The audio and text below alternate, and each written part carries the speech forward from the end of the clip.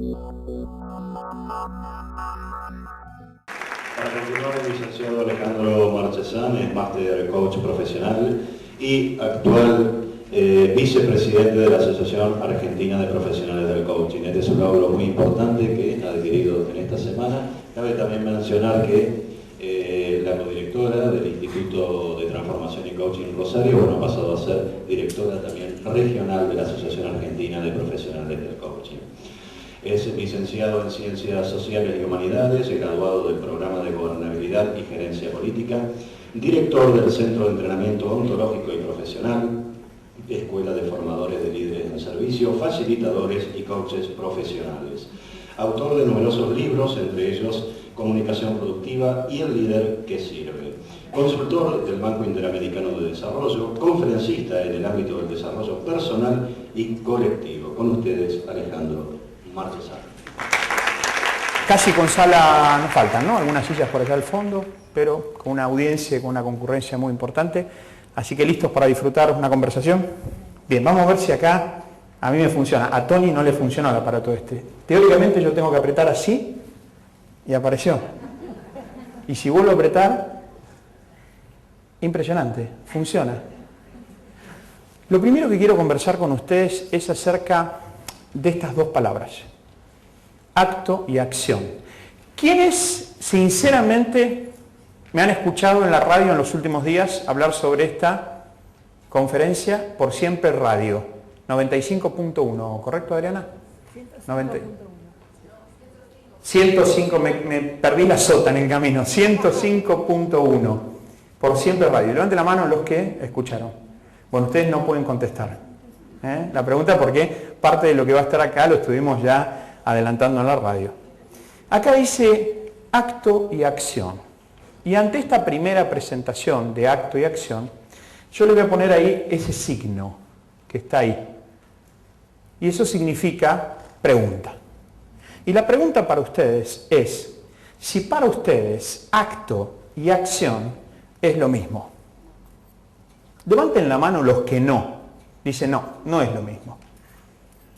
No es lo mismo. Levanten la mano los que dicen, para mí acto y acción es lo mismo. Levanten la mano aquellos que dicen, y los que no levantaron la mano, tienen la inquietud, tienen dudas, no están seguros, entonces antes de responder, no levantan la mano. Bueno, nosotros decimos que una primera cosa para empezar a reflexionar sobre hacer sin dejar de ser, es esta distinción que hay entre acto y acción. Podríamos empezar diciendo que toda acción contiene acto, pero no todo acto es una acción. Si en este momento yo agarro este caramelo, ¿tu nombre es? Bárbara. Yo agarro este caramelo y se lo doy a Bárbara. ¿Qué fue lo que hice a sus ojos? ¿Un acto o una acción? Una acción. ¿Y cómo ustedes podrían argumentar que lo que yo hice es una acción y no un acto? ¿Perdón? Levanten bien fuerte, dale. Ajá. Entonces, vos me estás diciendo que para que haya acción tiene que haber sentido, propósito, y aquel acto que el ser humano realiza no tiene sentido ni tiene propósito. Por ejemplo, el acto de manejar, así se lo llama, ¿no? No se suele decir la acción de manejar. Es el acto de manejar como un montón de actos más. ¿Carecería de sentido y propósito cuando yo me estoy subiendo al auto para venir a la conferencia? Pareciera ser que podría estar cerca, pero por ahí no termina del todo de pasar la cosa. ¿Cómo argumentarían ustedes que lo que yo hice fue una acción y no un acto? ¿Ven que les empieza a costar argumentar de por qué es una cosa y no la otra? Y si a eso sumamos el hecho de que ustedes me dijeron a mí que acto y acción no es lo mismo, y a la hora de distinguir una cosa de la otra nos cuesta hacer la distinción. Ejemplo, ¿tu nombre? Fabio. ¿Adrián? Fabio. Fabio, perdón. ¿Fabio y? Marisa. Marisa y Fabio. ¿Fabio y Marisa es lo mismo? No se ríe Marisa, no sé por qué se ríe. Pero no. No es lo mismo. ¿Y cuál sería la primera diferencia para establecer de que no es lo mismo? Por ejemplo, podríamos empezar hablando de eso. ¿Y de qué otras cosas podríamos hablar? ¿De gustos? Dos personas distintas. Claramente, claramente. ¿Y qué otras cosas podrían aparecer? Un montón más. Estudios, gustos, hobbies, personalidades, un montón de otras cosas.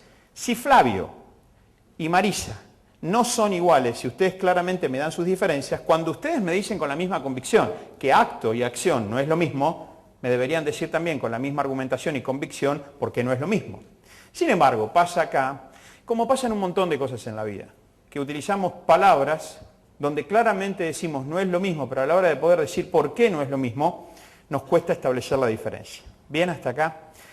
Si volvemos con el caramelo de Bárbara, menos mal que te dije Adrián y no Bárbara, porque ahí ya estaríamos peor, ¿no?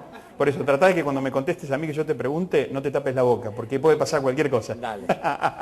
Cuando yo le doy el caramelo a Bárbara, ustedes no saben exactamente qué es lo que estoy haciendo yo, si un acto o una acción. Lo que ustedes sí pueden decir es que lo que yo estoy haciendo es un movimiento, de aquí hacia allá. Es un movimiento del caramelo, pero no saben si es un acto y una acción. ¿Dónde radica especialmente la diferencia entre acto y acción? Bárbara, tu caramelo. Radica en que, como decíamos, toda acción contiene un acto, pero no todo acto es acción. La palabra acto está dentro de acción en la primera parte y el sufijo de esa palabra ión deriva de la palabra raíz de la etimología conciencia. Ese ión es el estado de conciencia en el cual nosotros hacemos lo que hacemos. Quiere decir que el acto es aquella recurrencia humana de nuestro hacer que por automatizarlo y hacerlo de manera repetida cae en una categoría donde no hace falta, aparentemente, conciencia alguna para poder hacer lo que hacemos. Ejemplo, el acto de manejar. Nosotros manejamos de manera totalmente automática y recurrente. No hay en esa acción, entre comillas, el sostenimiento de la conciencia de la acción que yo tomo. Probablemente si nosotros pasásemos del acto de manejar a la acción de manejo, probablemente reduciríamos altamente la tasa de accidentes que hay. Pero los seres humanos tenemos la tendencia a que cuando empezamos a entender en el hacer lo que hacemos y sabemos que lo que hacemos, según lo que entendemos, es así, lo pasamos al automático. Bien, le hizo sentido. Para ella ya está la noche. Si ustedes me disculpan, como me acaban de apagar el aire, yo me voy a sacar el saco, ¿no hay problema? Porque si no me saco el saco, en cualquier momento me caigo arriba de aquí. ¿Bien? Podemos prender el aire de nuevo, dicen acá. Si es posible prender el aire de nuevo, sería fantástico. Entonces, todo acto es aquello que los seres humanos hacemos en busca de un resultado. Pero es un movimiento que lo que hace es carecer del estado de conciencia para estar totalmente en ese momento conscientes de lo que nosotros estamos haciendo. Claro, empezamos a tener algunas sorpresas cuando descubrimos que los seres humanos vivimos aproximadamente entre el 80 y el 85% de nuestro hacer en automático. Y eso lo que genera es una recurrencia que aún nosotros sabiendo que queremos obtener resultados diferentes a los que estamos obteniendo, la recurrencia histórica en la cual vivimos, que muchas veces terminamos diciendo, ¿y qué querés, negra? Yo soy así. Vos me conociste así. Y yo voy a morir de esa manera. Porque hay una situación hasta biológica, que tiene un nombre inclusive, que es la incapacidad que los seres humanos tenemos biológicamente, que se llama homeostasis, de cambiar a los estados nuevos. Hay una recurrencia hasta biológica que el ser humano quiere cuidar el estado en el cual está. Y hacemos más y más de lo mismo, pero viviendo quizás hasta en una fantasía de pensar que aún haciendo más de lo mismo, vamos a poder lograr un resultado diferente. Perdón, no escuché cómo se llama eso. Se llama homeostasis, homeostasis. Se pronuncia de distintas maneras. Que es esa situación que los seres humanos o los animales tienen en su sistema nervioso y biológico de resistir el cambio. Quieren mantener el statu quo. Yo cuando discuto con una persona discuto así, ¿viste? Pero no te convendría escuchar un poco más, bajar un poco el tono. Yo soy así. Y cuando viene algún cambio en la organización, en la empresa, en la sociedad, tenemos una resistencia natural al cambio. Un pensador llamado Peter Senge, estudioso de organizaciones aprendientes, decía: yo he descubierto que las personas no se resisten al cambio, se resisten a ser cambiadas. Es como cuando viene alguien y dice: el problema con vos, uy, cuando te dijo eso, conmigo. ¿Querés que hablemos de mí? Pero ¿por qué no hablamos un poco de vos también? Vos me decís a mí que yo llego tarde, vos que sos un irresponsable con los informes, ¿de qué querés que hablemos? Porque hay una resistencia natural. ¿De dónde sale esa resistencia? Esa resistencia sale a un comportamiento que vamos construyendo desde que nacemos a ir cuidando las acciones que tomamos. ¿Bien? Así que aquí está la primera gran diferencia que nosotros tenemos. Dado que vivimos en la rutina del acto, vivimos en la rutina del acto, la invitación es comenzar acá esta charla. ¿Qué quiere decir comenzar acá? Accionando, pero accionando la acción que es tal toda vez que está sostenida ¿en qué? En la reflexión, en un estado de conciencia.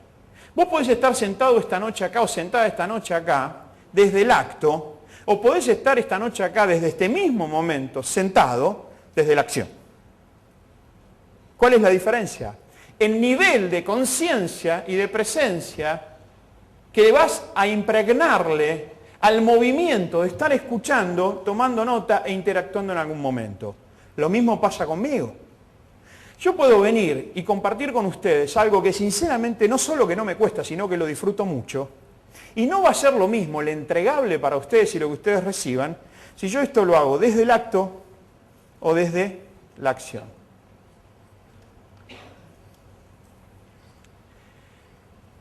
Estamos en un techo con personas absolutamente maduras y me llama la atención, y es para reflexionar, que los seres humanos, al movimiento quizás más hermoso y sublime que puede haber, que es el de amar, hemos terminado llamándolo el acto amatorio o el acto de amar. No escuchamos la acción. El lenguaje, decimos los coaches, no es inocente. Lo interesante, y no sé para qué lado fueron ustedes al pensar, cuando yo dije el acto de amar o el acto amatorio. Yo estaba pensando en el acto de amar o en el acto amatorio de aceptar al otro como un legítimo otro. Que eso es lo que dice un filósofo biólogo chileno llamado Maturana, que el amor o el hacer amor es la posibilidad de que un hombre, una mujer, un ser humano, acepte a la otra persona inicialmente como lo que la otra persona es. Y después lo otro también tenía que ver. Para no venir desde el automático, sino desde la conciencia. Y las cosas empiezan a ser o no empiezan a ser diferentes cuando empezamos a ponerle conciencia. Mirá, no es lo mismo que vos estés escuchando desde la acción, y yo esté hablando de la acción, que yo te esté escuchando desde la acción y vos hablando de la acción, que solamente hablar por hablar, o conversar por conversar. Entonces, los quiero invitar esta noche a partir de acá, ¿les parece bien? Partiendo de acá, qué lindo, funciona bárbaro esto, ¿eh? Me siento... Quiero seguir compartiendo con ustedes algunas ideas fuerzas de la conversación de esta tarde-noche. ¿Por qué digo conversación? Porque si bien yo voy a ir compartiendo con ustedes, me encantaría que cuando quieras levantar la mano lo hagas, cuando yo te haga alguna pregunta podamos interactuar e intercambiar, y que se transforme esto en una gran conversación donde lo mío fue simplemente ir compartiendo algunas señales, algunas guías para tu reflexión. Yo soy un convencido, y me paro en esa convicción, que los maestros del siglo XXI han producido un rompimiento, los maestros del siglo XXI con los maestros del siglo XX. Los maestros del siglo XX estaban comprometidos a distribuir saberes. Los maestros del siglo XXI están enfocados en compartir señales.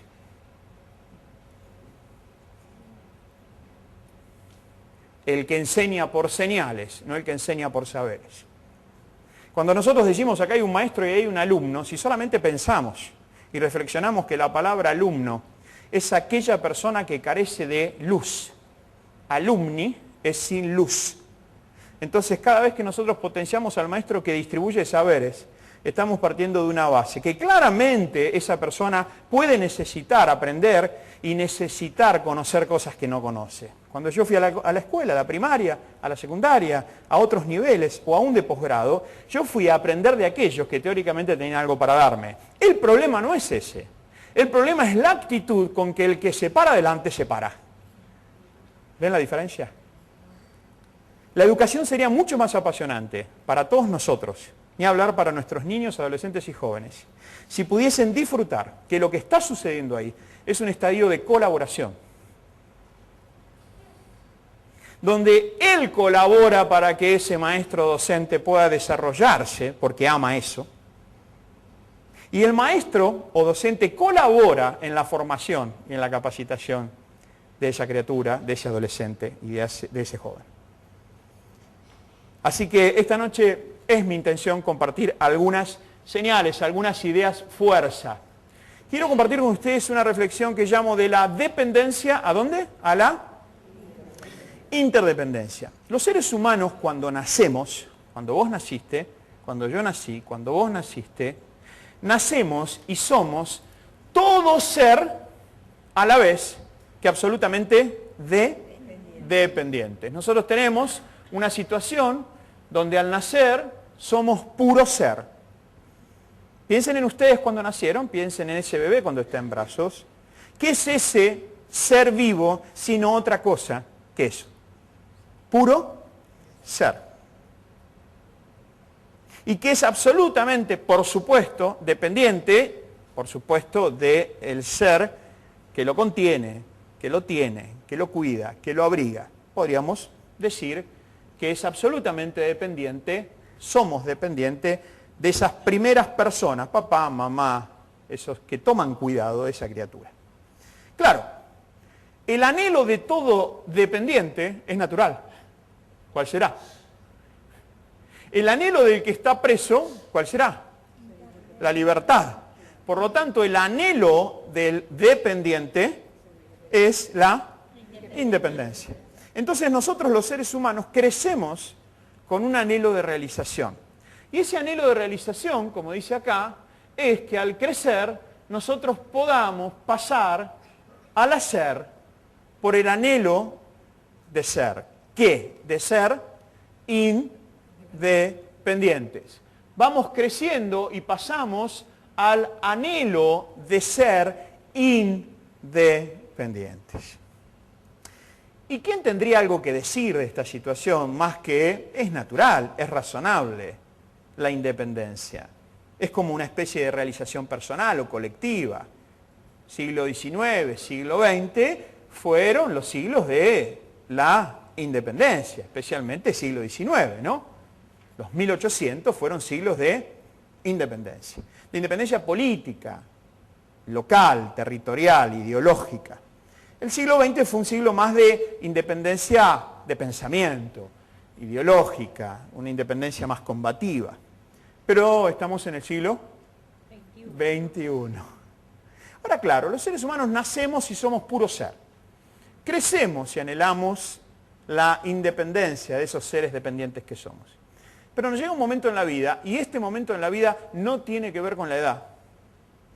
Este es un momento de la vida donde se produce como una especie de despertar, donde nos damos cuenta que algo nos está faltando. Y nos damos cuenta que lo que nos está faltando es el otro, porque el costo de transacción que tiene, el costo de transacción es lo que vos pagás por hacer algo, el costo de transacción que tiene, si yo voy a charlar con ella, el costo de transacción que tiene esta conversación es que no puedo ir a charlar con él. No puedo estar en dos lugares al mismo tiempo. ¿Bien? El costo de transacción que tiene la independencia es la separación, es la fragmentación, es el individualismo. Entonces nos empezamos a dar cuenta que no hay uno sin el otro. Nos empezamos a dar cuenta que debe haber un lugar mejor aún del que estamos. Y empezamos a mirar casi de costado, porque no queremos meternos muy de golpe. Empezamos a mirar un poco de costado por el solo hecho de que vemos a otras personas que han visto eso antes que nosotros. Y vemos a otras personas que están caminando por ese lugar y no les va nada mal. Y entonces empezamos a pensar en una nueva dimensión que tiene que ver ya no con el nacer, No con el crecer, sino que tiene que ver, como dice acá, con el madurar. Y el madurar viene con otro anhelo. No es el anhelo de ser independiente porque éramos dependientes, sino que el madurar lo que nos está invitando es a pensar en la necesidad de ser. ¿Se acuerdan que por acá era puro ser? Acá nos fuimos olvidando del ser por empezar a pasar al hacer. Y acá es como queremos recuperar ese espacio, esa identidad conectada con el ser, y empezamos a pensar en la necesidad de ser desde un lugar que ese lugar tiene que ver con la interdependencia. Nacemos dependientes, crecemos independientes y maduramos cuando, de una manera interdependiente, comenzamos a vivir la vida. Las experiencias relacionales de gestión y de trabajo, cuando estas experiencias comienzan a ubicarse en una zona de maduración individual y colectiva basadas en la interdependencia, son maravillosas. Absolutamente maravillosas.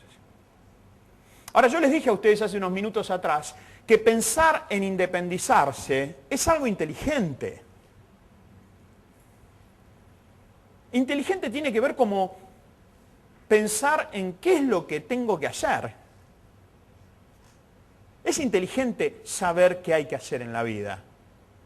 Lo que pasa es que a veces por el solo hecho de hacer y saber qué es lo que hay que hacer, empiezan a aparecer otros costos de transacción. Uno de los costos de transacción es que perdemos de vista, al hacer, quiénes somos. Y la sabiduría nos dice a nosotros, no la inteligencia, sino la sabiduría, nos dice a nosotros, al madurar, que el ser interdependientes es mucho más sustentable que vivir independientemente.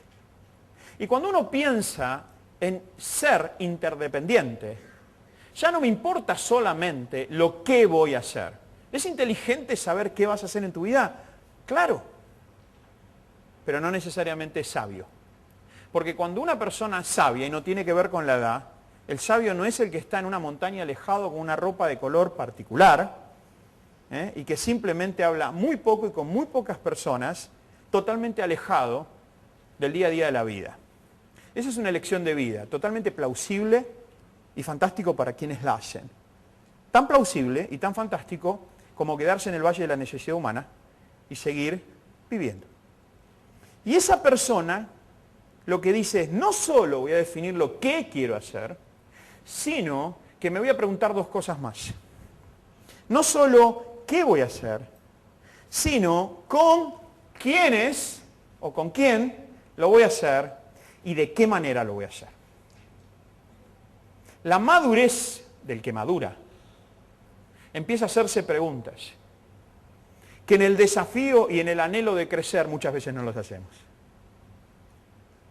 Así que este es un poco un ciclo de la vida natural que queremos compartir con ustedes. Y a partir de esta placa, queremos seguir compartiendo con ustedes algunas ideas, fuerzas más. Por ejemplo, ¿Puedo hacerle una pregunta? ¿cómo no, señores? Le voy a acercar el micrófono, así escuchan todos. ¿Qué le parece? No, sí, yo- No se lo voy a dar, se lo voy a acercar. Sí, está Si bien. quiere se lo doy, porque temo dárselo y no me lo devuelva más. No, Y no tengo va a un par de pasar. cosas más para compartir No, acá. lo que quiero preguntar, Adelante. que también tendría que ver un conocimiento personal de nuestro ser interior para estar afianzando la idea que queremos llevar a cabo, y en la relación de interdependencia, si esas personas podemos conocerlas o visualizarlas y que se concreten en el futuro para las relaciones. Bueno. A ver, vamos a ver si tomamos un par de ideas fuerzas de su pregunta. Claro que es importante el conocerse en lo personal, en lo interior. Cuando nosotros decimos hacer sin dejar de ser, para empezar a ser, con ser, una primera cosa importante es preguntarnos quiénes somos. ¿Está bien? Y en la interdependencia, cuando yo tenga la posibilidad de acceder un poco más a su mundo, de que usted sea un poco más vulnerable y yo más vulnerable, y que no tengamos grandes cosas que defender en nuestro crecimiento, probablemente el conocimiento recíproco haga que nuestra interdependencia, sea todavía más productiva. Claro que sí, tanto el conocimiento personal como el conocimiento con los demás. Dice acá que la transición del nacer al crecer, ¿qué hace naturalmente? Consume al ser por el hacer. Consume al ser por el hacer. Y ahí es donde empieza a hacerse rutina. Ahí empieza la rutina. Si yo les dijera a ustedes rápidamente un ejercicio que hacemos una y otra vez, por favor, tomen sus papeles y sus lapiceras.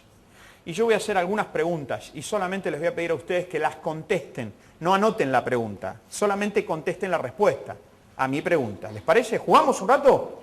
Agarren el papel y la lapicera. Pregunta número 1. ¿Cómo te llamas? Entonces yo pondría Alejandro Gustavo Marchesani. Acá pondría el señor Néstor Trigueros. Y así cada uno de ustedes. Primera pregunta, ¿cómo te llamas? Segunda pregunta, ¿dónde naciste? Yo pondría Mar del Plata, puerto de Mar del Plata, al lado de los lobos marinos. Tercera pregunta, ¿tu número de documento cuál es? Y yo anotaría, por ejemplo, 16 millones. ¿Qué pasa? 16.195.039. ¿Bien? ¿Respondieron las 3 preguntas? ¿Va la cuarta? Lo que le pido, no anoten la pregunta, pongan directamente la respuesta, ¿está bien? Como hicieron hasta ahora. La pregunta es, ¿quién sos? Anótenlo, anoten la respuesta, vamos, anoten la respuesta. A ver, ¿quién sos? Lo primero que te viene, ¿eh? ¿Quién sos? Fantástico. Vamos a ver una vueltita rápida sobre la cuarta pregunta. Si yo te pregunto a vos, ¿qué pusiste en la cuarta pregunta? ¿Qué dirías? Yo soy amor. Yo soy amor, muy bien. ¿Vos qué dirías? No sé, la verdad que soy... Bien, muy bien, está bien. ¿Por acá? Yo fui a Nada, no pusimos nada. ¿Por acá, chicas? Bien, miren, presten atención acá, por favor. ¿Tu nombre es Yaina? Yanina. Yanina. Estoy con los nombres hoy. Terrible. Yanina. ¿No? ¿Escucharon bien? Yanina. Me voy a quedar con Yanina un minuto y veamos si juntos tomamos este ejercicio. ¿Habías hecho este ejercicio alguna vez? Sí. Claro. Ella hizo este ejercicio, por eso contestó lo que contestó. ¿Yanina, habías hecho este ejercicio alguna vez? No. Miren qué interesante. Cuando ella me dice ante mi pregunta, y estamos jugando juntos, ¿no? Esto no es con Yanina ni conmigo, es con todos. Porque cuando yo estuve sentado y hice este ejercicio, para mí fue un antes y un después. Porque yo puse Alejandro. Y entonces el entrenador me miró y me dijo, Alejandro, ¿por qué me volviste a contestar la primera pregunta? ¿Cómo le digo? Sí, eso fue lo que yo te pregunté en la primera pregunta. ¿Cuál era tu nombre? Y vos me contestaste lo mismo en la cuarta pregunta. Y después seguimos viendo en la sala. Claro, viste que siempre cuando nos toca ser los primeros, ahora queremos escuchar qué pusieron los demás. Entonces cuando empezamos a preguntar, yo decía, yo soy abogado. Sí, pero yo no te pregunté qué estudiaste. Te pregunté quién sos. Yo soy hombre o mujer. Sí, es obvio. ¿Está bien? Yo te pregunté otra cosa, te pregunté quién sos. Ahora fíjense qué interesante. Las 3 primeras preguntas, ustedes contestaron ¿cómo? Así. Y es interesante porque a esas 3 primeras preguntas que ustedes contestaron así, ustedes no tuvieron nada que ver. Se ríen acá, claro. Yo, por ejemplo, me llamo Alejandro Gustavo, me hubiera encantado llamarme Philip. ¿Por qué se ríen? Yo estoy trabajando de una manera lo más profunda y seria posible. A mí me hubiera encantado llamarme Philip. ¿Y nacer dónde? En Francia. En París, concretamente. Claro. París o Lyon, cualquiera de los 2 lugares. Sí. Me encanta Francia. Nací en el puerto de Mar del Plata, al lado de la foca. De los lobos, ni siquiera de la foca, porque los lobos son más sucios que la foca todavía. Porque los lobos nadan menos, las focas van bien, entonces son más divertidas, buena onda. El foco es medio amargado. El foco, el lobo. Y el foco también, en medio. ¿Está bien? Entonces, me llamo Alejandro, me hubiera gustado llamarme Philip. Nací en Mar del Plata, me hubiera gustado nacer en París. Y el número preferido mío, yo jugué al vóley muchos años y mi camiseta era la número 10, toda la vida. Me gusta el 10, no sé, me gusta, completo, 1, 0, me gusta. ¿Vieron cómo termina mi documento? 039, digo 9, no podía haber terminado 10, no, ni siquiera eso. Ahora, la única pregunta que yo puedo hacerme cargo de responder es ¿quién soy? Y como el hacer consumió mi ser durante muchísimos años, yo tengo que apelar al paliativo de decirte quién soy, respondiendo con las mismas preguntas que respondí. Soy Alejandro, no, ese es mi nombre. Soy licenciado en Ciencias Sociales y Humanidades, no, eso es lo que estudié. El ser es otra cosa. Así que una de las primeras cosas que sucede cuando pasamos de la dependencia a la independencia es que la acción, comillas, que al principio puede ser una acción con conciencia, que después se va al fondo de nuestro ser como acto, va como ahogando a ese ser. Que cuando nació ese ser, todo lo que quería, era todo lo que quería. Disfrutar, estar ahí, comer, divertirse, no sé. Y después ese ser va creciendo y va queriendo hacer más cosas para alcanzar resultados. Entonces ese nene chiquitito que anda gateando por el piso, lo ve al hermano que va y corre. Y dice, yo quiero ser como ese. Para ser como ese, ¿qué tengo que hacer? Tengo que caminar. Entonces pasa del gateo ¿a qué? A caminar. Y así es lo que nos sucede. La acción, entre comillas, el hacer, empieza a consumir al ser. Vamos perdiendo la noción de quiénes somos. Por eso nos pasa que no nos podemos hacer cargo de la respuesta. ¿Y esto está mal? No. No, no está mal. Esto es lo que es. Esto es lo que es. La pregunta es si yo quiero seguir estando en ese lugar y quiero que siga siendo de esa manera. No trabajamos complementariamente, atentos con esto, ser y hacer para tener resultados. Porque en la vida, cuando yo crezco y empiezo a meterme en el círculo del hacer, ¿para qué me meto en el círculo del hacer? Para obtener resultados. Muchos de esos resultados que yo elijo, pero muchos de esos resultados, ¿quién lo impone? La cultura, el sistema, el otro, los demás.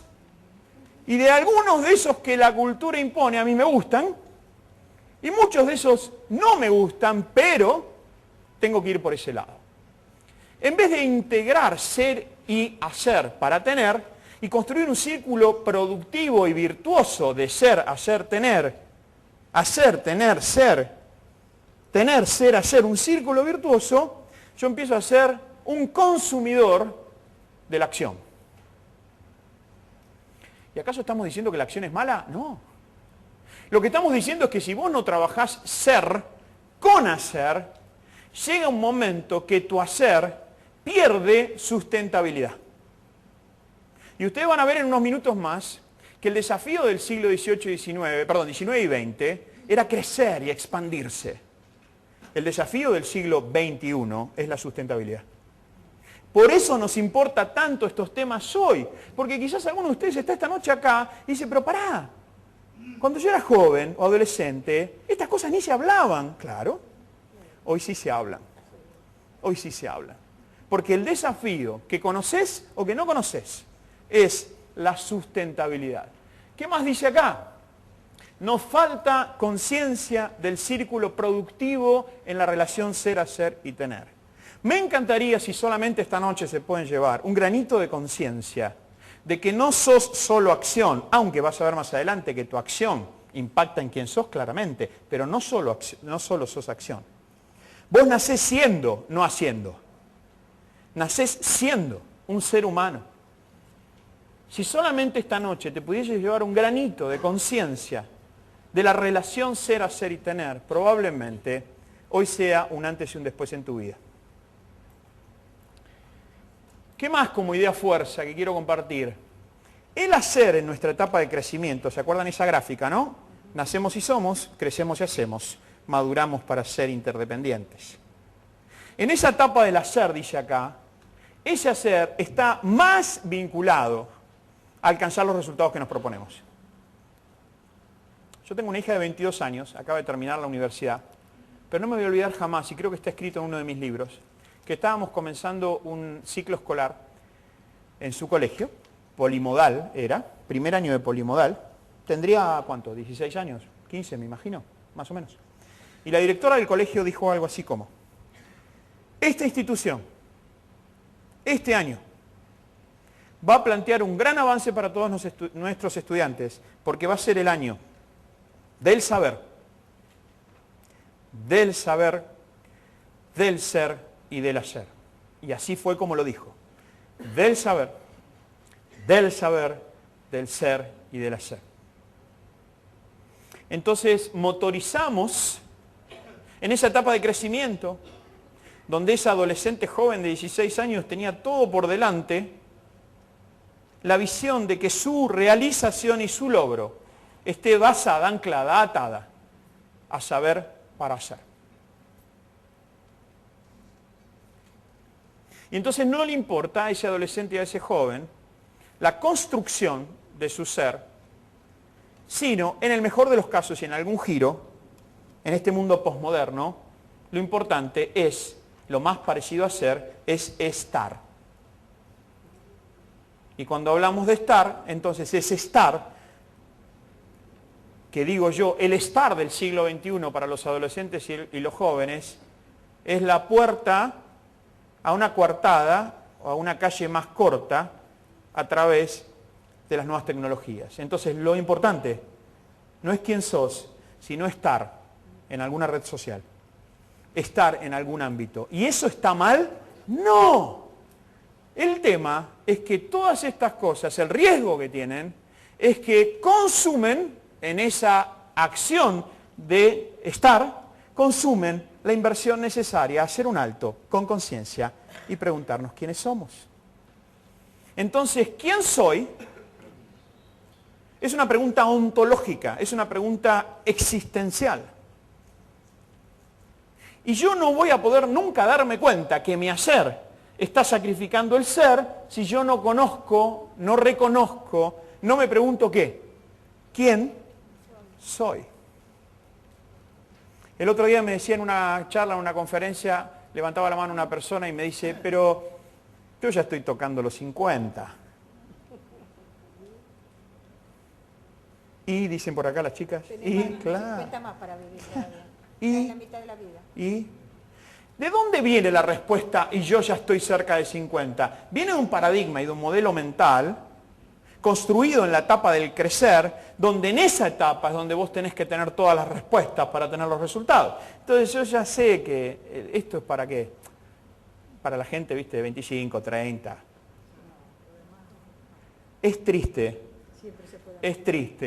escuchar a las personas cuando teniendo todo por delante tienen más pasado que futuro. Cuando tienen todo por delante tienen más pasado que futuro. Estamos frente al desafío de ser sin dejar de ser. Para esto resulta entonces relevante ingresar al espacio ontológico y ya no más tan racional. El que te dice, yo ya tengo 45, ¿de dónde dice lo que dice? Es una respuesta racional. No, con él es más difícil, con ella es imposible. Con ella es un poco más difícil, con él no se puede ni hablar. Una cosa es aquel lugar del mundo, otra cosa es este. ¿Cómo es que tenemos una respuesta para cada inquietud en vez de empezar a comprometernos con lo que nos inquieta? Lo vuelvo a decir. ¿Cómo es que tenemos una respuesta para cada inquietud en vez de empezar a comprometernos con lo que nos inquieta? Si a ustedes dos les inquieta tener una relación basada en ciertos elementos, valores y comportamientos, ¿qué pasa? Que no logramos comprometernos con esa inquietud para llegar a esa relación. Porque probablemente tengas más respuestas de por qué no puede funcionar que el compromiso para que funcione. Miren, la teoría del caos propone que nosotros vivimos en un constante orden y desorden. Y lo peor que puede pasar para un ser humano en la teoría del caos es quedarse quieto. Es más o menos como subirse a una tabla de surf, ¿vieron los que surfean? Y tiene la ola delante y lo único que quiere esa persona es atravesar la ola y la encara de frente.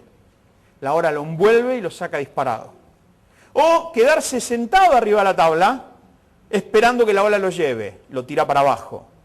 Las olas, queridos amigos y amigas, son para surfearlas. Y la teoría del caos propone, lo peor que a vos te puede pasar en la vida es cuando internamente te quedás estable. Una cosa es sostenibilidad, que ya vamos a hablar unos minutos, y otra cosa es el estado de equilibrio perfecto no existe, o mejor dicho, ojalá que no exista en tu vida. Ojalá que no exista en tu vida, ni en la mía. El espacio ontológico es el espacio, dice acá, del ser. El espacio del ser. Y la mejor manera de ingresar es desde la pregunta. La pregunta es, ¿quién soy?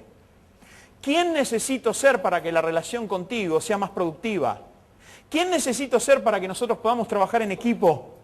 ¿Quién necesito ser para vivir en la Argentina que hoy nos toca vivir? Que dicho sea de paso, es la Argentina que nos toca vivir. Y no la podemos cambiar. No sé si no la podemos cambiar. Bueno, sí, Probablemente individualmente, no, sí. probablemente sí. Es la Argentina que nos toca vivir. La pregunta. Nosotros en parte ¿Cómo? hicimos un poco entre todos. Claro, exactamente, somos desafío. constructores.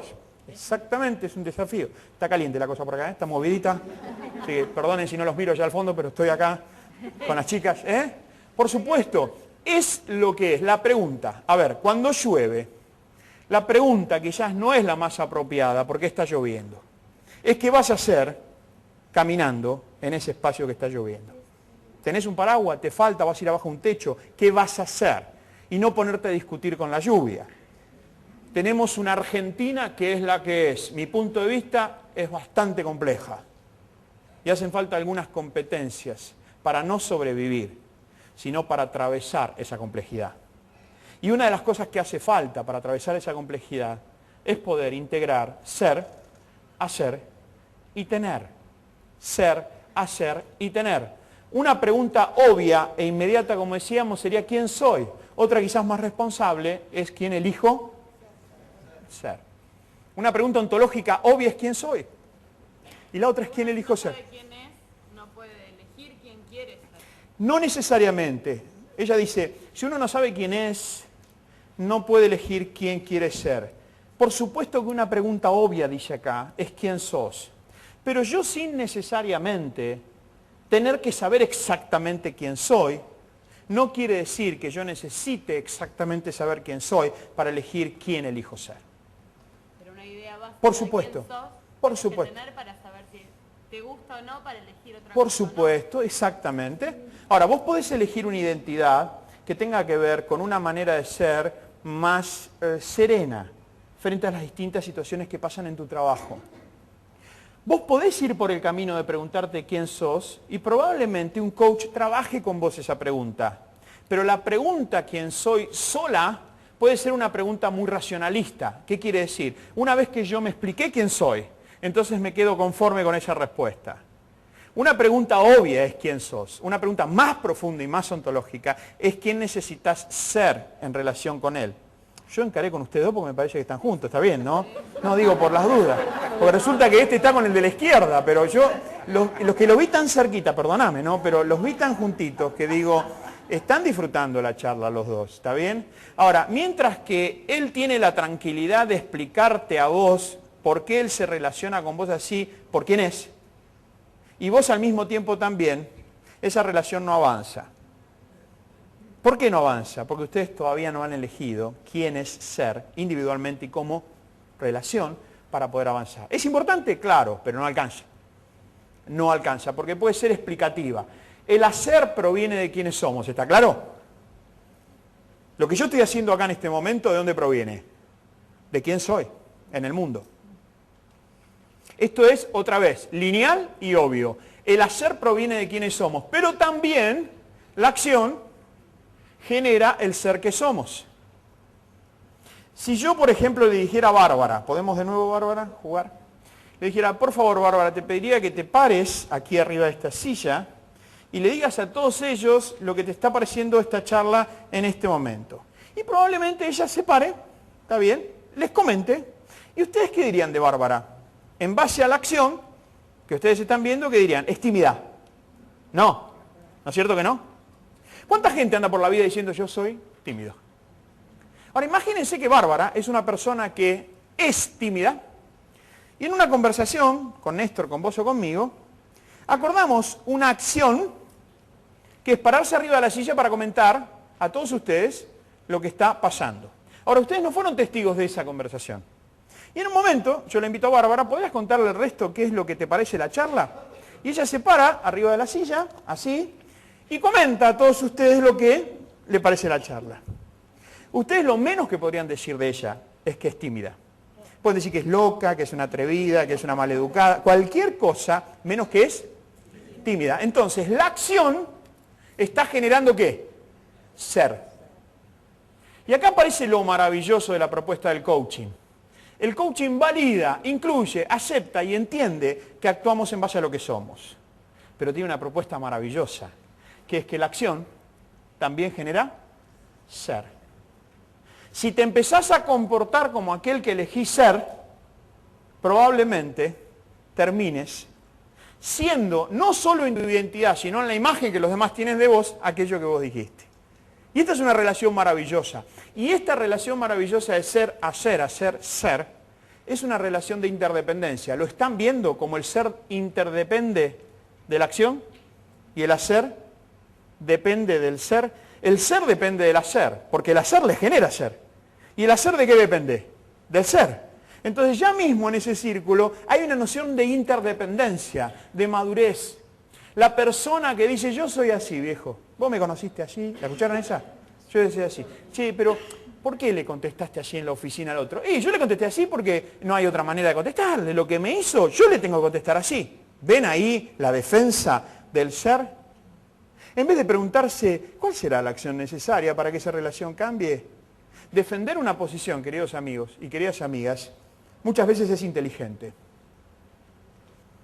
Mi punto de vista en este tiempo de la Argentina es que nosotros necesitamos líderes más sabios que inteligentes. Líderes que se animen a poder sentarse a conversar con sabiduría e interdepender. Pero claro, es un pedido casi alocado. Nosotros tenemos por delante un desafío económico para nuestro país importantísimo. Así como tuvimos años buenos, tenemos desafíos importantes por delante. Pero no son tan grandes esos desafíos que no se puedan abordar y conversar en una mesa de sabios. Y guarda que cuando digo una mesa de sabios, no me estoy refiriendo a que llamen a 5 personas vestidas de una manera especial, con un color especial, y que debatan sabiamente cuál es la salida. ¿Saben de qué me refiero o a qué me refiero? A personas que pensando diferente, sean conscientes que interdependiendo pueden encontrar la mejor salida para ellos, para sus gestiones y para el país. No se sale con inteligencia de las crisis cuando son muy profundas. Se sale con sabiduría. Se sale con interdependencia. Sí, señora, claro. Y todos podríamos practicar eso también. Dale, ¿todos qué? Todos podríamos practicar esa propuesta. Empezando con la persona más cercana que tenemos. Y guarda que muchas veces dicen, che, ¿no es un poco utópico esto? Bueno, si te gusta esa idea de que es utópico, si las utopías te sirven para caminar para adelante. Para eso sirven las utopías. ¿Cómo bajo esto a tierra? Haciéndolo. Solamente haciéndolo. Basado en el ser que se compromete a tener una relación con él diferente, una manera de gestionar diferente. Yo tengo el gusto esta noche, ¿no?, de que el coordinador de gabinete, Néstor Trigueros, que lo conocía hace, ¿cuánto nos conocimos? 3 meses, 4. Y tenemos, creo, una relación de afecto. 100 días. Sin conocernos, de afecto. Y hemos trabajado muchísimo juntos. Y hay cosas que se van haciendo, que se trabajan integralmente con el otro, deponiendo egos, deponiendo, sin abandonar en lo personal, deponiendo en la interrelación posiciones hasta ideológicas, porque aparece el bien colectivo. Damas y caballeros, es un tiempo donde hace falta líderes sabios, no solamente inteligentes, no solamente inteligentes. Es inteligente crecer y sabio permanecer. Es inteligente crecer y sabio permanecer. Aquí aparece la idea de sustentabilidad. El desafío del siglo XIX y XX fue crecer y expandirse. Crezcamos y expandamos nuestras posiciones, nuestras empresas, nuestras organizaciones, nuestras ideologías. El desafío del siglo XXI es la sustentabilidad. Y para no darle muchas vueltas y no hacerlo para nada difícil, la noción de sustentabilidad tiene que ver que vos tomás la leche que la vaca te da, pero no descuidás que esa vaca mañana tiene que alimentar un ternero. Eso bien de barrio entre nosotros. técnicamente tiene que ver con el nivel de conciencia que te hace comprender que la utilización de recursos en el presente nunca jamás debería poner en riesgo a las generaciones futuras. Y cuando él discute con la otra persona, o ella discute con la otra persona, y están los niños delante, y esos niños participaron de esa discusión, generalmente los seres humanos discutimos desde nuestra inteligencia, porque queremos tener la razón. Entonces yo discuto con ella discute conmigo, y no estoy viendo el impacto que esta conversación no solo tiene con esa criatura, sino que puede tener cuando un jefe discute con otro jefe, o con un empresario discute con su socio, y hay gente alrededor y no es consciente del impacto que genera esa discusión en los demás. Puede ser inteligente, no es sustentable. Porque la conciencia de sustentabilidad te hace estar presente, atento, muy consciente al impacto que eso tiene hacia adelante. ¿Qué tipo de impacto? ¿Impacto emocional? Emocional, el famoso impacto psicológico, de crecimiento. Hubo un estudio hace no muchos años, en una rama de la sociología que se llama sociología pediátrica. Entonces se investigó la felicidad de los niños. Y partieron los investigadores de un presunto que era, los niños que tienen más cosas son más felices que los que no tienen. Esa fue la presunción. Y cualquiera de ustedes podría estar diciendo no, porque vivió una experiencia diferente. Ahora, los investigadores parece ser que no viven experiencias. Ellos parten de presupuestos. Un chico que tiene todo, que lo llevan de vacaciones, que tiene la bicicleta, que no tiene problema, tiene que ser más feliz que el chico que le faltan un montón de cosas. Bueno, se hicieron los estudios. ¿Saben qué arrojaron los estudios? Que los chicos más infelices no estaba asociado al tener o no tener. Tenías chicos que tenían felices y chicos que no tenían, ¿está bien? Felices también. Chicos que tenían infelices y chicos que tenían felices también. ¿Saben cuál fue la respuesta más sorprendente para los investigadores?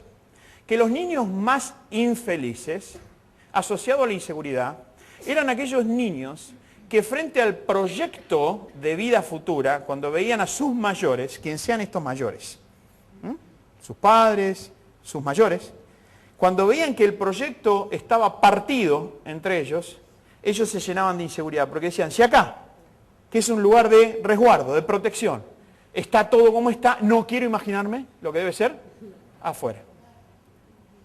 No quiero imaginarme lo que debe ser afuera. Entonces, esa situación no es sustentable. El siglo XXI es el siglo de la sustentabilidad. Un poquito más, un poquito menos, pero no es difícil estar con otra persona. Lo complejo es la sustentabilidad de la relación. Cuando tengo que empezar a actuar con madurez interdependientemente. El desafío de las empresas del siglo XX, acuérdense, fue crecer y expandirse. Y la acción para el resultado era clave, lógico. ¿Cómo crezco? ¿Cómo me expando? ¿Apalancando qué? La acción. Mucha acción, mucha acción, mucha acción. Para acción tengo que tener saber.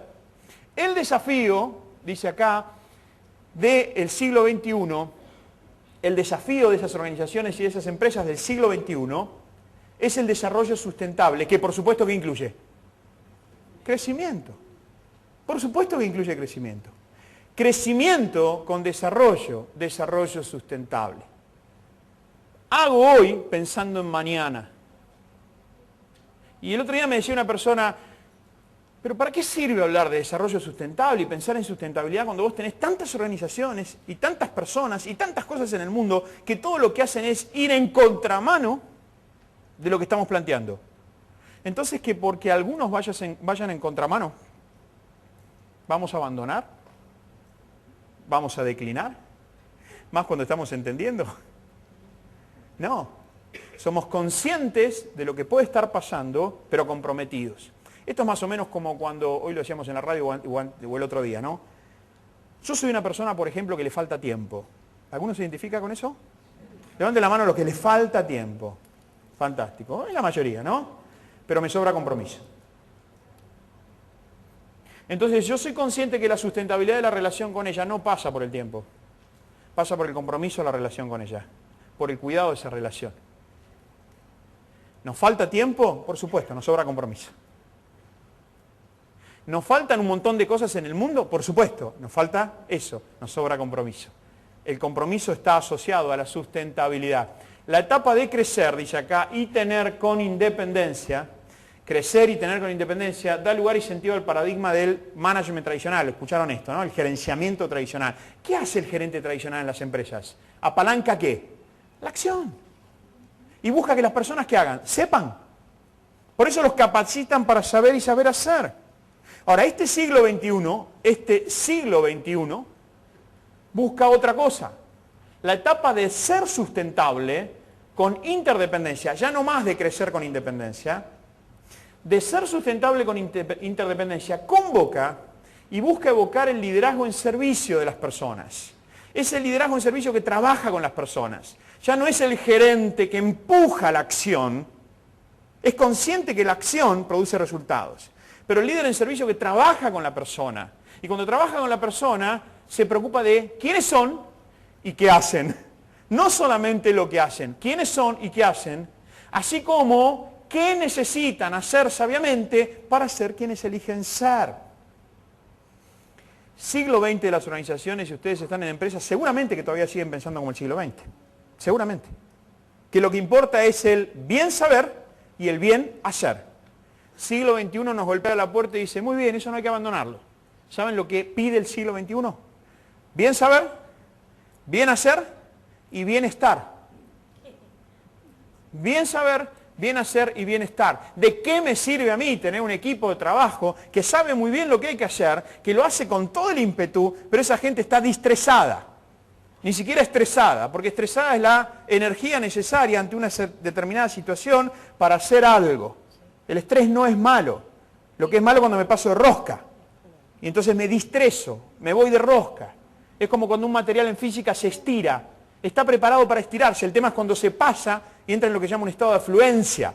Y se pasa, y se pasó, y se pasó. ¿De qué me sirve a mí, una organización, un equipo, si hago lo que tengo que hacer porque sé, soy inteligente como empresario, como gerente, como empleado, como autónomo, sé lo que tengo que hacer para crecer y tener los resultados, pero en eso se me va el bienestar?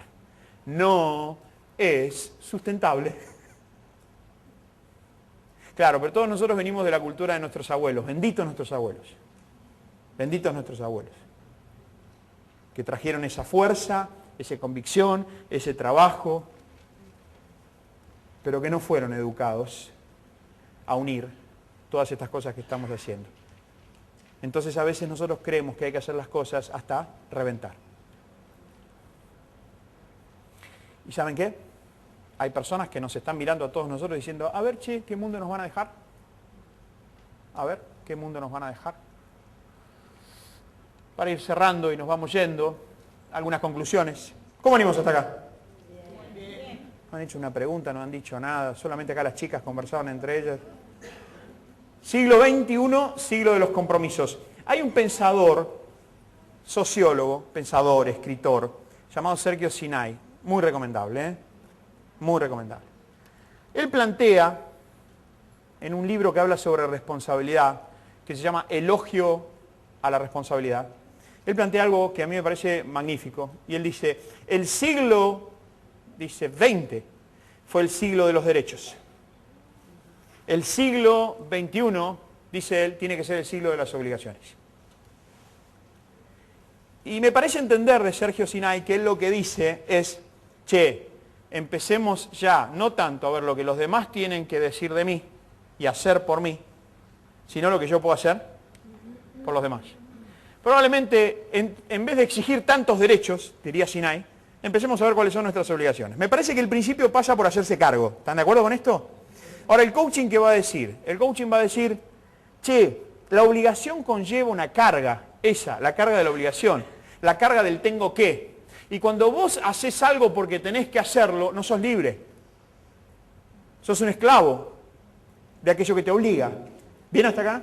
Entonces nosotros decimos que el siglo XXI, quizás, en vez de ser el siglo de las obligaciones, un pequeño corrimiento de Sergio, entendiendo su principio y agradecidos que abrió la reflexión, un pequeño corrimiento de Sergio es que en vez de ser el siglo de las obligaciones, en vez de ser el siglo de los derechos humanos, diría él en el siglo XX, tiene que ser el siglo de las obligaciones humanas. Nosotros decimos es el siglo de los compromisos. La diferencia entre la obligación y el compromiso es que la obligación te obliga otro, el contexto, o vos mismo, tengo que hacer dieta.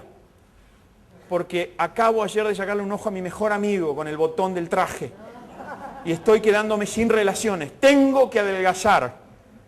Sos esclavo de esa obligación. El compromiso es la capacidad interna de elegir. Desde quién soy, ni siquiera quiero, mirá. Porque el médico cirujano que tiene que ir a operar mañana a las 7 de la mañana a un chiquitito de 8 meses, del corazón, y la noche anterior discutió con su esposa porque es un ser humano, y se levantó mal por la discusión, no quiere ir a operar, ¿sabes qué? Que quisiera quedarse en su casa, tomando un mate o yéndose a caminar, pero ¿sabes qué hace? Va y opera. Pero no opera porque está obligado, opera por el compromiso, por esa fuerza interior de decir, separo esa discusión y elijo ir a operar a esa criatura porque está esperando de mí. La diferencia entre compromiso y obligación es que el compromiso es la capacidad de todo ser vivo, de todo ser humano, de elegir quién ser y qué va a ser conforme a eso. Y entonces no hay absolutamente límite alguno que pueda privarlo de vivir ese día como una persona comprometida. Un ejemplo de compromiso, Néstor Mandela. 27 años preso en una celda de 1,50 m por 2,80 m. 27 años preso. Y cuando salió dijo que había sido una gran etapa de aprendizaje. Y el periodista le dijo, ¿de qué? De aprendizaje. ¿Qué se puede aprender en una celda de 1,40 m por 2,80 m con un agujero para poder ir al baño? Y para la única manera que vos salís es para romper roca afuera. ¿Dónde está el aprendizaje? Y él desde su sabiduría le contestó, yo he aprendido que los límites de la opresión nunca jamás lo define el opresor, sino el oprimido. Yo elegí permanecer cada día siendo amo y señor de mi destino, porque había una nación que me estaba esperando para que yo, sea por una semana, un mes o un año, hable de reconciliación. ¡Wow! Él no tenía la obligación de vivir, él eligió vivir. Él eligió vivir. El año, el siglo de los compromisos. Tomando la reflexión entonces de Sinai decimos que quizás sería más sustentable pensar en compromisos más que en obligaciones. A los coaches nos encanta construir redes de compromisos. Y asistimos a los demás a reflexionar hasta qué punto obligadamente haces lo que haces. El compromiso genera libertad interior y la obligación, todo lo que hace, genera más esclavitud. El siglo XXI es el siglo de la sustentabilidad. La sabiduría nos convoca a gestionar lo diverso y también lo adverso. En el siglo XX lo diverso era una obstrucción. El que pensaba diferente había que correrlo. En el siglo XXI no solo que lo diverso no hay que correrlo, sino que hay que gestionarlo, porque lo diferente y lo diverso me puede dar una mirada a mí que vos me das que yo no tengo. Piensen por un momento lo siguiente, miren, los seres humanos tenemos 180 grados de visión y 180 grados de ceguera. Yo ahora los estoy viendo a todos ustedes, 180 grados de visión, pero no veo la pantalla. Ah, pero muy piola, si yo hago esto, ¿qué veo? La pantalla. O sea que puedo ver todo. No, porque en el momento que yo estoy viendo la pantalla, ¿quién no veo? A ustedes. Si yo les pregunto a ustedes, por favor, díganme en esta sala, ¿quién de ustedes sabe todo? Levanten la mano con confianza, por favor. Nadie sabe todo. Claro, ese no es el gran problema de los seres humanos. ¿Quién va a decir yo sé todo? El gran problema de los seres humanos es creer que sabemos casi todo. Y en el casi metemos todo. Claro. 180 de visión, 180 de ceguera. Es importante empezar a vivir en la sabiduría de la interdependencia. Muy, muy importante. Porque ahí hay una verdadera libertad que es sostenible. La sabiduría nos convoca a gestionar lo diverso y también lo adverso. No solo lo diverso como me trae Bárbara, sino lo adverso. Porque tanto en lo diverso como en lo adverso hay algo que seguramente yo no estoy viendo. ¿Para qué defender lo que ves si ya lo ves? Si en vez de defender tanto lo que ves con él, estoy dando el ejemplo, decís, total, esto ya lo veo, contame lo que no veo, contémonos lo que no vemos, qué es lo que no estamos viendo, para tener un país más predecible y sostenible? Algo no estamos viendo. Algo no estamos viendo. Hay que crecer con inteligencia basado en qué hacer, clarísimo. Hay que crecer con inteligencia basado en qué hacer y generar sostenibilidad reflexionando con quiénes y cómo y las generaciones que vienen detrás. Hay que crecer con inteligencia, pero ¿qué? Promover la sostenibilidad preguntándonos no solo qué hacer, sino con quiénes. Miren, en la vida es importante dónde vos vas, pero más importante es con quién. Casarse es maravilloso. La pregunta es con quién. El tema no es casarse, el tema es con quién. El tema no es asociarse, el tema es con quién. El tema no es trabajar, el tema es con quién. ¿Con quién? Y pensar en las generaciones que vienen detrás. Es inteligente pensar en la razón del hacer y sabio reflexionar en el trasfondo emocional y relacional de la acción. Pensar en la emoción que hay detrás. Las emociones, queridos amigos y amigas, es el combustible de la acción. 70% de emoción, 30% de razón. La relación entre la emoción y la razón es equiparable a la relación que hay entre el agua y la biomasa. 70% de agua, 30% de biomasa cultivable, habitable. Y todavía nosotros seguimos defendiendo el yo sé o nuestra razón. El siglo XXI es el siglo de darle espacio al trasfondo emocional. Es tiempo de encontrar la sostenibilidad y la sustentabilidad cuando combinamos todas estas cosas. Cuando empezamos a ser alfareros, aquellos artistas de la arcilla para poder terminar de moldear aquello que nosotros necesitamos y que otros necesitamos. El resultado, el de tu vida, el de la mía, ¿es funcional con quién soy o hace inestable mi identidad? Vuelvo a repetir esto. El resultado con el cual vos tomás la acción que tomás, ¿es funcional a quién vos sos? ¿O es inestable a lo que es tu identidad? Los resultados que nosotros tenemos en la vida, ¿son funcionales o generan inestabilidad?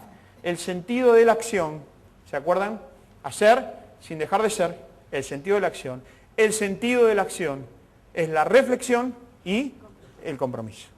Si a tu acción y a mi acción le empezamos a dar sostenibilidad en cualquier cosa que hagas, en tu relación de pareja, en tu relación con tu cuerpo, en la relación con vos mismo, en la relación con tu trabajo, en la relación con la vida, le empezás a dar un rasgo de reflexión y compromiso, ahí vas a encontrar el sentido de la acción. Hacer sin dejar de ser. Hacer sin dejar de ser. Antes, hacer de manera tal que responda al ser. No solo hacer sin dejar de ser, sino hacer respondiendo al ser. Y, finalmente, para combinar estas cosas, hacer generando ser. No solo hacer sin dejar de ser, no solo hacer respondiendo a quién sos, sino que tu acción genere el ser que vos querés ser, el ser que vos elegís ser.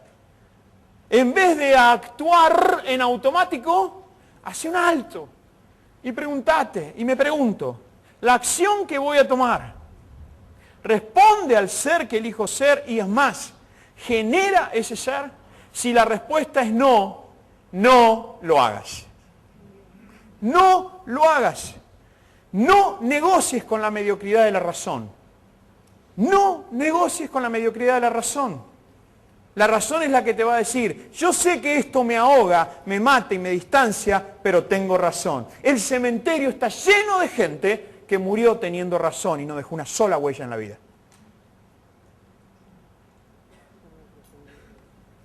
No te pongas de rodillas ante la mediocridad de la razón. Usá la razón. Usá la razón que tenemos maravillosa para que sea funcional a tu compromiso. Fin de esta tarde o principio. Esto lo definen ustedes. Fin o principio. Muchas gracias por su presencia, su escucha y su compartir.